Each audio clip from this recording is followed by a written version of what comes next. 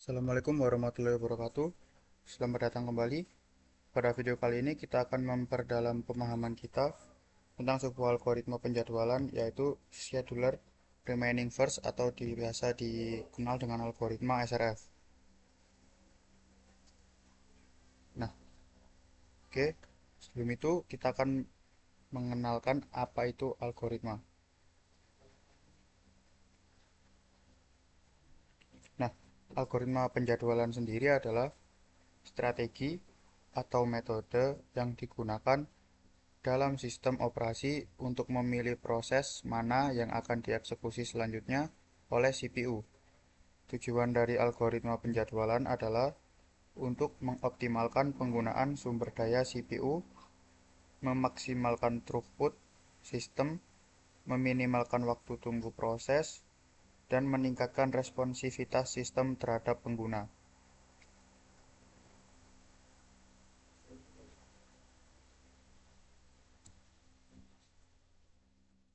Oke, sebelum ke intinya, izinkan saya memperkenalkan diri saya terlebih dahulu.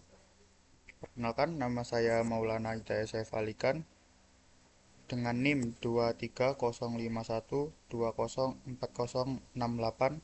dari kelas TIB 2023 Fakultas Teknik dan Universitas Negeri Surabaya.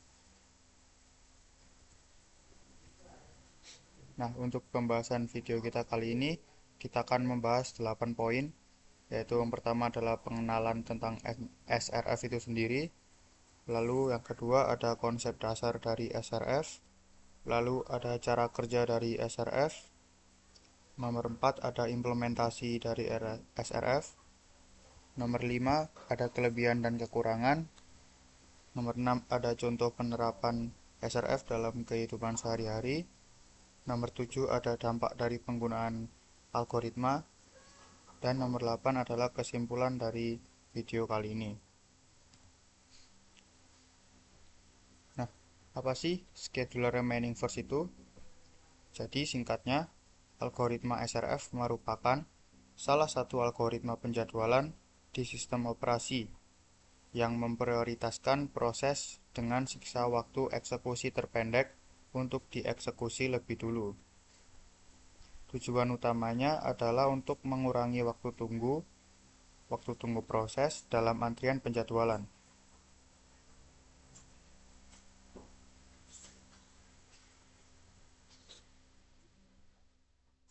Konsep dasar algoritma SRF.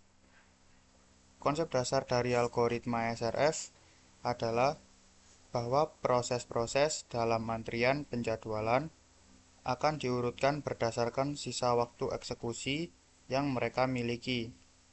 Proses dengan sisa waktu yang paling sedikit akan dipilih untuk dieksekusi lebih dulu, sehingga meminimalkan waktu tunggu proses lainnya.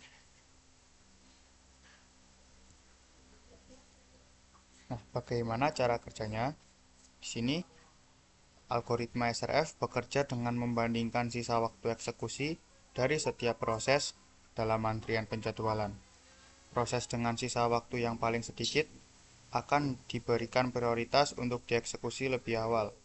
Hal ini memungkinkan sistem operasi untuk memberikan respons yang cepat terhadap proses-proses yang membutuhkan waktu eksekusi pendek. Di sini saya akan coba paparkan dengan lebih jelas. Yang pertama, proses yang baru datang dimasukkan ke dalam antrian atau ready queue.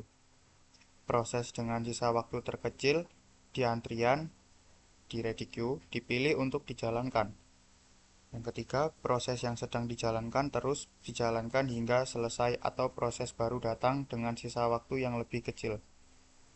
Yang keempat, jika proses baru datang dengan sisa waktu yang lebih kecil, maka proses yang sedang dijalankan akan dihentikan sementara atau preempted, dan proses baru akan dijalankan.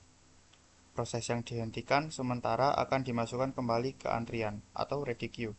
Yang keenam, langkah 2 hingga 5 diulang terus-menerus hingga semua proses selesai. Yang selanjutnya adalah implementasi. Dalam implementasinya, algoritma SRF dapat diimplementasikan dengan menggunakan pendekatan pemindaian linier untuk mencari proses dengan sisa waktu terpendek dalam antrian penjadwalan. Setiap kali terjadi pengaktifan proses baru atau proses selesai dieksekusi, sistem akan memindai seluruh antrian penjadwalan untuk mencari proses dengan sisa waktu terpendek. Di sini ada kelebihan dari algoritma SRF. Salah satu kelebihan utama dari algoritma SRF adalah kemampuannya untuk memberikan respons yang cepat terhadap proses dengan waktu eksekusi yang pendek. Kelebihan lainnya ada lebih responsif terhadap proses yang baru datang dan juga dapat mencegah terjadinya konvoi effect. Nah, di antara beberapa kelebihan tadi ada juga ini beberapa kekurangan, yaitu algoritma ini dapat mengalami starvation atau penungguan terlalu lama jika terdapat proses dengan estimasi waktu yang sangat panjang, yang dapat menyebabkan proses-proses lainnya harus menunggu lebih lama untuk dieksekusi. Lalu ada juga lebih kompleks dibandingkan dengan algoritma penjadwalan non-preemptif dan membutuhkan informasi tentang sisa waktu setiap proses. Oh ya, di sini saya akan jelaskan beberapa fun fact tentang SRF.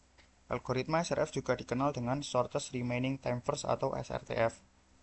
Algoritma SRF adalah versi preemptif dari algoritma Shortest Job First atau SJF. Nah, jadi algoritma SRF adalah versi upgrade dari algoritma SJF itu sendiri, yang membuat dia menjadi algoritma penjadwalan preemptif. Oke, di sini saya akan menjelaskan contoh penerapannya dalam kehidupan sehari-hari. Misalkan, kita memiliki sebuah sistem operasi dengan beberapa proses dalam antrian penjadwalan.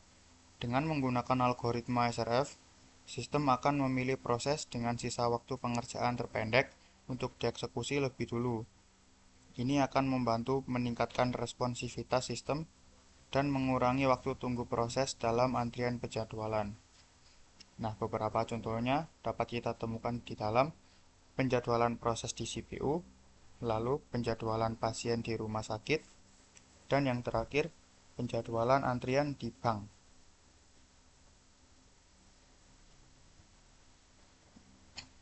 Nah, di sini saya akan membahas selanjutnya tentang dampak yang terjadi akibat algoritma penjadwalan ini. Yang pertama, dibuatnya algoritma penjadwalan memiliki dampak yang signifikan pada kinerja dan efisiensi sistem komputer serta pengalaman pengguna. Berikut beberapa dampak utamanya. Nomor 1, optimasi penggunaan sumber daya. Nah, algoritma penjadwalan membantu dalam mengoptimalkan penggunaan sumber daya CPU, memastikan bahwa CPU digunakan secara efisien dengan menyelesaikan sebanyak mungkin proses dalam waktu yang ditetapkan. Yang kedua, optimasi peningkatan kinerja. Dengan menggunakan algoritma penjadwalan yang tepat, kinerja sistem dapat ditingkatkan, throughput sistem dapat ditingkatkan, dan waktu respon terhadap permintaan pengguna dapat dipercepat. Yang ketiga, ada manajemen antrian. Algoritma penjadwalan membantu dalam manajemen antrian proses yang menunggu eksekusi. Dengan mengatur urutan eksekusi proses, algoritma penjadwalan membantu dalam mengurangi waktu tunggu dan memastikan bahwa proses-proses penting atau mendesak diberikan prioritas. Yang keempat, ada peningkatan responsivitas. Dengan menggunakan algoritma penjadwalan yang efisien, sistem dapat memberikan respons yang lebih cepat terhadap input pengguna atau permintaan layanan, meningkatkan pengalaman pengguna secara keseluruhan. Lalu ada pemenuhan persyaratan SLA atau pemenuhan persyaratan layanan dalam lingkungan komersial atau bisnis. Algoritma penjadwalan yang dapat membantu dalam memenuhi persyaratan layanan yang telah ditetapkan dengan memastikan bahwa proses-proses kritis atau berdampak besar diprioritaskan. Lalu, ada optimasi energi. Beberapa algoritma penjadwalan juga memperhatikan aspek energi, memungkinkan pengelolaan daya yang lebih efisien pada perangkat-perangkat mobile atau sistem komputasi terdistribusi. Dengan demikian, algoritma penjadwalan tidak hanya mempengaruhi kinerja sistem. Oke, yang selanjutnya adalah kesimpulan. Itulah sekilas tentang algoritma SRF. Meskipun cukup sederhana dalam konsepnya, algoritma ini memiliki dampak yang signifikan dalam peningkatan responsivitas sistem operasi dengan memprioritaskan proses-proses dengan sisa waktu eksekusi terpendek. Algoritma SRF dapat membantu meningkatkan kinerja sistem dan mengoptimalkan penggunaan sumber daya komputasi. Demikianlah penjelasan tentang algoritma SRF.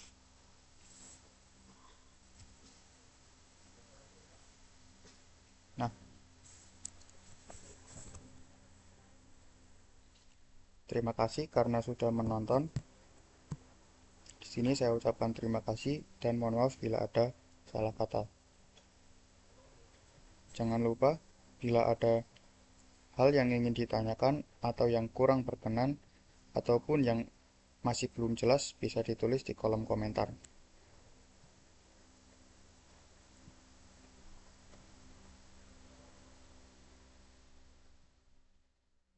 Sekian dari saya. Terima kasih. Wassalamualaikum warahmatullahi wabarakatuh.